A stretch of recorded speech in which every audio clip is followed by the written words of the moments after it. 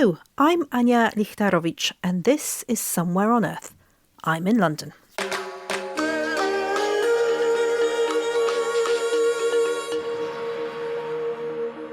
It is Tuesday, January the 13th, 2026. Welcome to the Global Tech Podcast. Coming up today. Iran is experiencing one of the most severe communications shutdowns ever recorded. The country has been offline for 120 hours as we record. Network data show internet connectivity collapsing to near zero. But this goes far beyond social media blackouts. Phone calls, text messages and fixed-line services are also being disrupted, leaving millions of people effectively cut off from each other and the outside world. We'll look at how this shutdown is being enforced, what the data tells us, and why digital rights groups say it matters far beyond Iran. And then, from communications breaking down to information chains breaking down in food systems, why does so much of our food that we grow go to waste? The problem often isn't farming itself, but what happens after the harvest. Around a third of all food globally never gets eaten. For fresh fruit and vegetables, losses can reach up to half, often because of small and avoidable mistakes. One Apple story really brings that home. A 5-day error in harvest timing, a broken information trail, and 300 tons of apples lost. Agrocontracts is a company trying to fix that by creating a digital memory for food, tracking it electronically from field to table.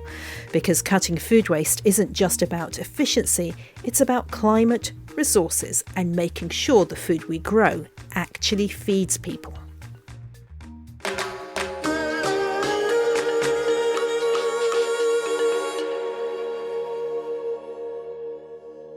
Iran is in the midst of an unprecedented communications blackout. Internet monitoring group NetBlocks says national connectivity fell to around 1% of normal levels following days of escalating regional shutdowns as protests spread across the country. But digital rights groups say this goes far beyond blocking social media or restricting mobile data. Phone calls, text messages and even fixed-line services are being disrupted, leaving large parts of the country effectively unreachable. Iran has a long history of using internet shutdowns during periods of unrest, but this current shutdown is beyond anything that has come before. I spoke to Amir Rashidi, Director of Internet Security and Digital Rights at the US-based NGO Miaan Group, and Felicia Anthonio, Global Campaign Manager for Keep It On at Access Now. Both of them are monitoring the situation very closely. This is not comparable to any previous incidents. This is the worst situation. This is the worst internet shutdown. And I would like to put it in that way. This is not about internet shutdown anymore. This is about shutting down every single way of communication. If internet is a communication tool, there is no communication tool in Iran right now. SMS, text messages, does not exist. Mobile to mobile phone call, usually after 4 p.m., not working. There is no antenna, no reception, nothing. Fixed line phone call, usually again after 4, there is no way of making a phone call. That doesn't mean in the morning there is a guarantee you can make a phone call. If you're lucky, maybe you can. There is no way you can make a phone call from outside the country to inside the country. From inside to outside, we were lucky today for short period of time, maybe an hour or two, it was accessible, it was doable. Right now, it's not. So I want to say this is not internet shutdown. This is shutting down the communication in any means. So, Amir, I mean, there were reports in the UK media earlier today that people were able to make telephone calls out of the country. But that sounds very much by what you say that has been happening if people are incredibly lucky. But generally, the entire country is non-contactable in or out.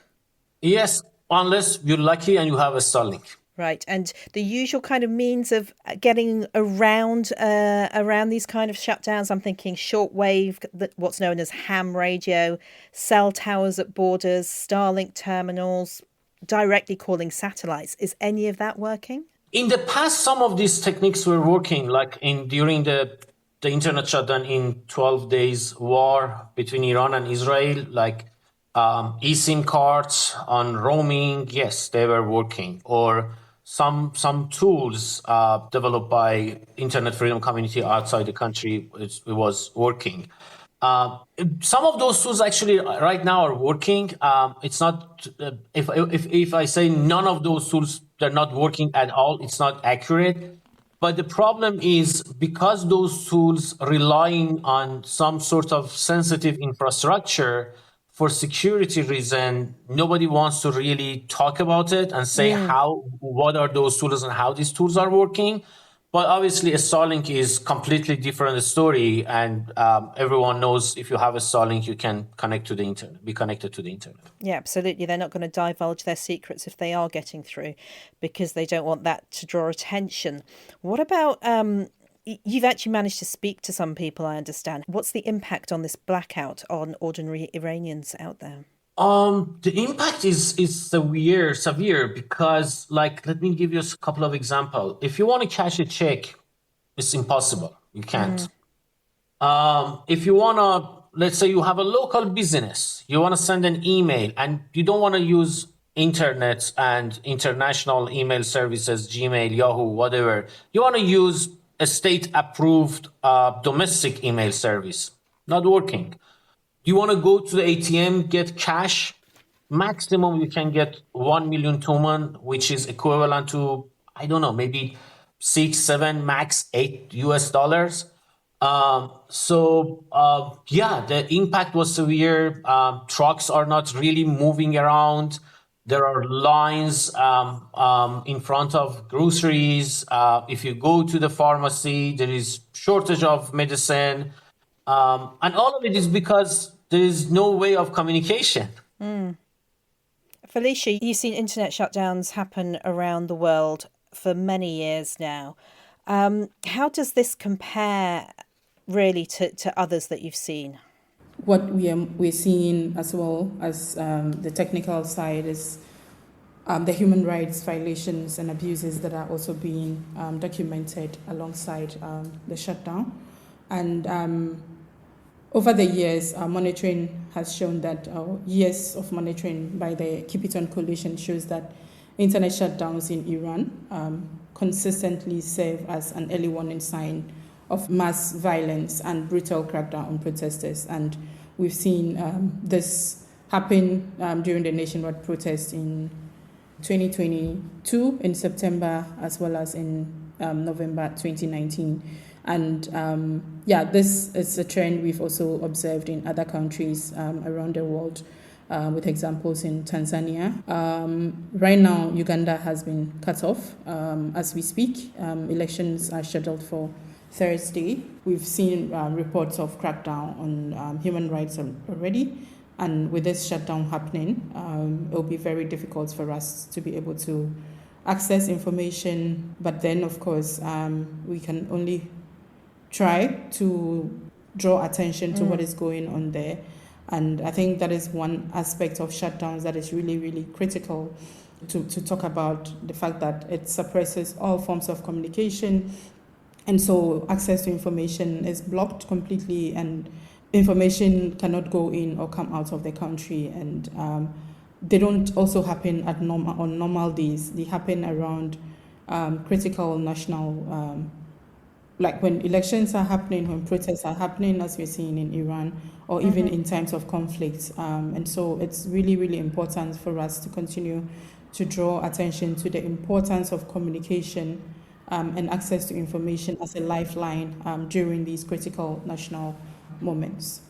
Obviously, it means that independent reporting, verification of events becomes almost impossible during the shutdowns too. Amir, there have been quite a few videos circling online. Some have been verified as true, others are misinformation. what do you know of what's actually happening? What can you verify and say confidently, yes, we know that this has happened and this has happened and this has happened? So the most disturbing news is the number of people who are being shot and killed in the streets. We have reports that confident that they are confirmed that it's not just shooting, it's just having a sniper targeting heads. We have reports in small cities that people took over the city and a day after, they literally bring machine guns. I mean, if you're lucky, you live in a big city like Tehran, maybe you are a little bit more lucky. But if you're living in a small city, small villages, also in Tehran, even in Tehran, I was talking to a friend who told me it's full of blood everywhere. The numbers that have been reported by some NGOs, we're talking 12,000 plus at the moment dead, if not more. Do those figures surprise you? I'm expecting more. Expecting I'm more. expecting more. A friend who went to some relative of a friend who been shot. He went to on Friday. He went to the Behesht Zahra, which is the cemetery in Tehran, and he told me I could see easily with my eyes that at least there are something around 7,000, 8,000 bodies there. And that's just in Tehran. Now, going back to connectivity now, what will be the first signs, do you think, that connectivity is being restored? I mean, if you were asking this question maybe yesterday, I would say my assumption is maybe around 10 days. But right now, based on what I'm hearing here and there from people, some observations, some analytic of the behavior of the Iranian government, to be honest with you, I'm not optimistic we're going back to normal. If the Islamic Republic stay in power, I'm not really optimistic if we go back to normal. So you think the restrictions will continue, maybe not in such a severe form because we're talking complete blackout at the moment, but certainly reduced connectivity? Maybe some, if we talk about internet, yeah, maybe some whitelisting, maybe some services being whitelist, but I think we need to be ready to be faced with the situation that the internet won't be the internet we know. The uncertainty around shutdowns also makes it really, really scary for people. And like Amir said, even if it's restored, we've seen cases where it never gets back to the internet that people knew prior to the shutdown. And of course, governments always find ways and means of restricting people's access whenever they can, or because they can. So yeah, we are in solidarity with the people of Iran. We continue to draw attention to what's going on. Felicia, Anthonio and Amir Rashidi speaking to me just a few hours ago. We have more from Felicia in the Pod Extra. Authorities in Uganda shut down the internet just a few hours ago ahead of the election that's to be held on Thursday. We'll have more on that there.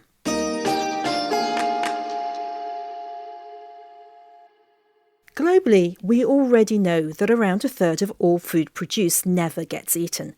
And when it comes to fresh fruit and vegetables, the situation is even worse. Because produce is so sensitive to timing, temperature and handling, up to half of fruits and vegetables can be lost somewhere between the field, storage, transport and retail, often because of small and avoidable mistakes. Here's a startling example of a wasted apple harvest. A difference of just 5 days in harvest timing turned what should have been a year and a half of storage life into barely over a year. And in the end, 300 tonnes of apples were completely lost. Not because the farmers didn't know how to grow apples, but because the information chain broke down. A note on a spreadsheet was wrong, and no one could trace it back. What Agrocontracts is doing is essentially creating a digital memory for food, linking the workers, their locations, timing and individual crates through QR codes and RFID.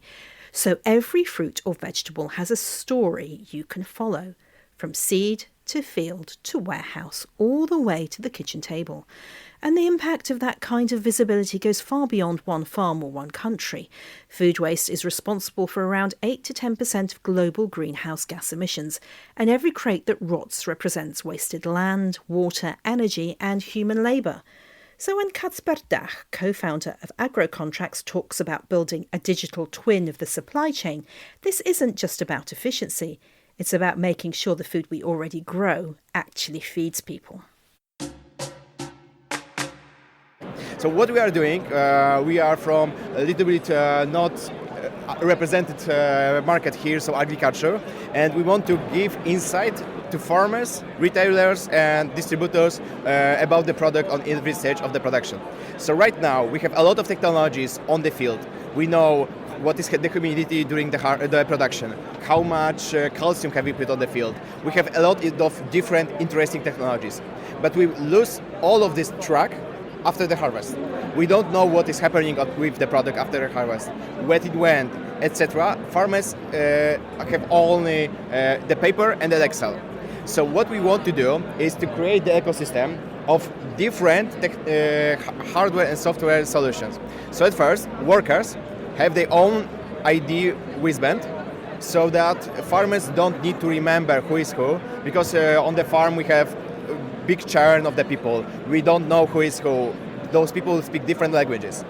And we want to make a link between worker, between place of the harvest, and between the time of the harvest, and between one particular crate. So because there's such a large turnover of staff generally in farms across Europe, certainly, exactly. You want to know who's where and what they're doing, how they're doing it. Exactly. We want to give insight that, for example, after 2 months after the harvest, when the product finally came to the client, and client sees that there is some problem with the product, so we can check who harvested it, where it was harvested, and when.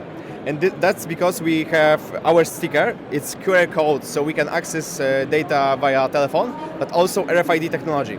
So when we have our RFID gates, we can scan each crate on every stage of the production. So with that, we have, let's call it, digital twin of process from farm to the field, to the table.